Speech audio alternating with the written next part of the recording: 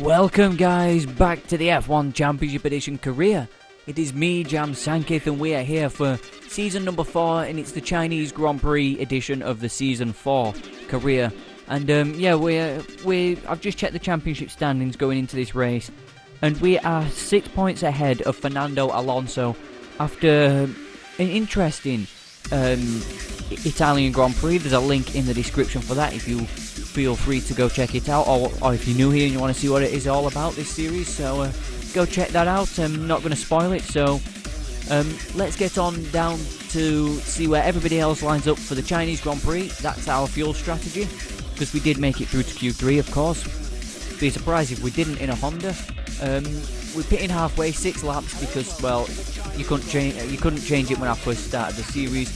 So here we are, the Chinese Grand Prix. 6 laps at one of my favourite circuits on the calendar. A lot of people don't seem to like it, but I enjoy it. The first race here was in 2003, was it? But Schumacher's got the lap record. Of course, it was for a Ferrari. He drove for Ferrari for 10 years. And yeah, there's the circuit. And again, I keep saying it's not really that colour. And yeah, it looks dry here. So here's where everybody lines up. Juan Pablo Montoya is on pole position. Fernando Alonso starts second, our championship rival. We start third, which we're not on the front row, which is strange here in China since the Midland days. We've never been really that good with the Midland. Fisichella ahead, well, behind Schumacher. Massa in 6th, 2 places behind. Button out-qualifying him again.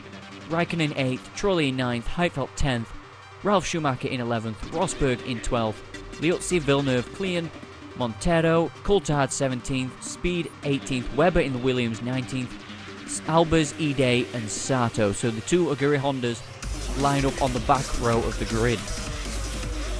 So here we are. When the lights come on, when they come on and go out, we will be racing for 6 laps here in the Chinese Grand Prix. We are away we go, and I forgot what I was going to say. We are racing here in China. Look, we're already trying to get past Alonso. He's got a good start there. We're going to throw it up the inside. Well, we nearly did throw it up the inside at turn 1, but it felt a bit risky there. But if we can stay with them, yeah, we're following Alonso. So the top 3 stay the same. Massa's moved ahead of Schumacher. Button's moved up. So Fisichella and Raikkonen have moved down. It's not. We've normally been good here in China since we got since the Red Bull days, which was season 3, I think, part way through season 2 actually.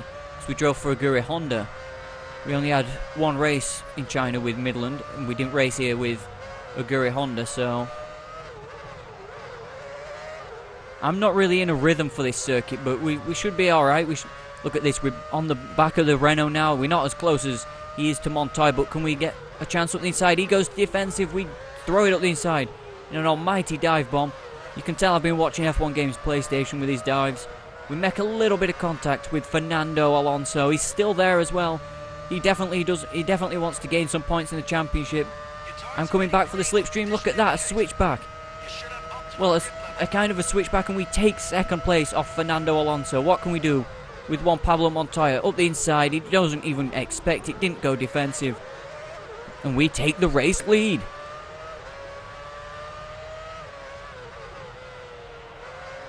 Okay, time to calm down a little after that exciting first lap. It's still quite close with these 2.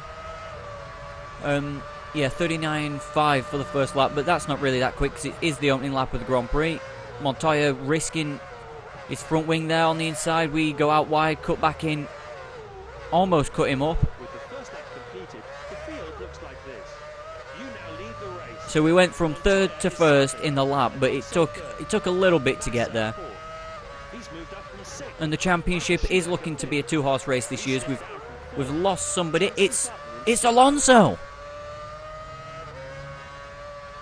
It's Fernando Alonso. He's out of the Grand Prix. That's gonna. Wow. I was worried about going into the Japanese Grand Prix with the points gap only being, less than. Well, not less than 6 points, because it is at the minute, but the points gap being as close as it is going out of China, well, going into Japan, which I think is the next Grand Prix, but it looks like I don't need to worry about that. This championship for Alonso is taking a massive blow, just like his engine. It's blown up. It's piling out smoke, it did. This is dramatic. Alonso out of the Grand Prix. Could we win? Could we be on course for our second consecutive World Championship? Hopefully this time we'll be able to get to drive for Ferrari. Or even, well, I'd love to drive for Ferrari before this career mode ends. But we won the championship last season, and it's looking like this championship might be ours, but our engine could still pop at any moment as well. Because if Alonso's can, certainly a Honda can as well, so...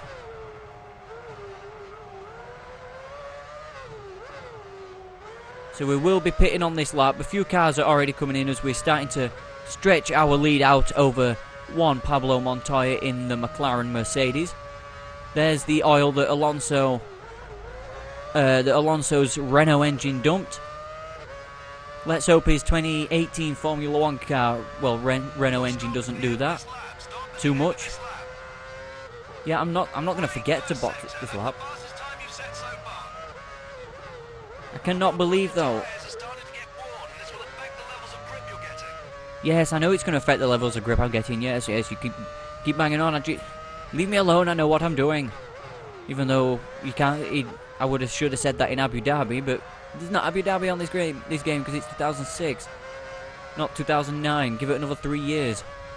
Although I won't be playing F1 2009 because 1, I can't record on the PSP, and 2, I'm not playing the Wii version. So we're boxing this lap for a fresh set of boots and a drink for the engine, and then we'll be on our way to try and win the Chinese Grand Prix. Because we're pulling a lead out on Juan Pablo Montoya, we're going to say Felipe Massa. But it's just a shame that the only car out of the Grand Prix is Alonso. I wanted this championship to be close. It couldn't have been as close as it was last year. But here we go. Pit stop. There's Alonso in the garage. It is actually a sad sight to see. I do not want to see a competitor out of the Grand Prix. I know what it's like, but... Oh, we missed a button. That's not good. We missed the Jensen button. 8.4 seconds. It's not sub 8 second pit stop, but it's alright. I'm not in 4th now. Look, I'm in 6th. Albers is ahead of me. So is Mark Webber and Takuma Sato, former teammate at Aguri Honda. Is he going to hold up the Works Honda team? Even though they're 2 different teams, but you know what I mean.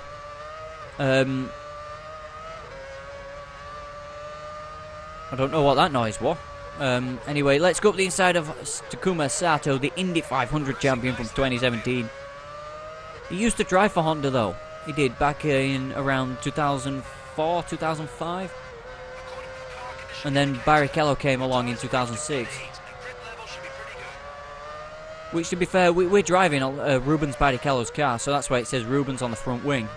As we come around that one of my personal favourite parts of the circuit, that is. On the back of Christian Alber's former teammate. I believe he was his former teammate, and we used to drive his car as well. And he's holding us up slightly there. It's the Jordan car, basically, from 2005.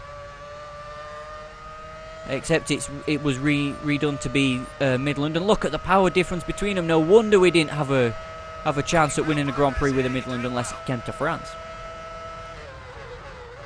Moved up to P5 as we outbrake ourselves slightly in the hairpin, but Albers is not close enough.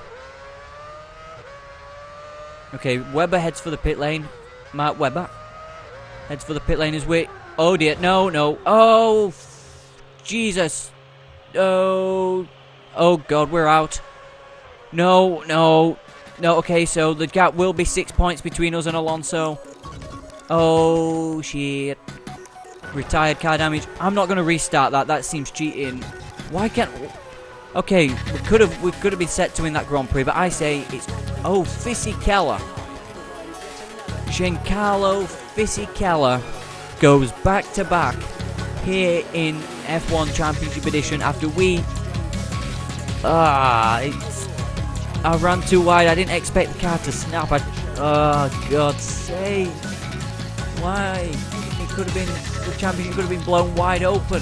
Heitfeld finishes set and Webber on the podium after qualifying down in 18th. Takuma Sato on the back row of the grid and he's fourth. Alba's up there. Look how many cars failed to finish.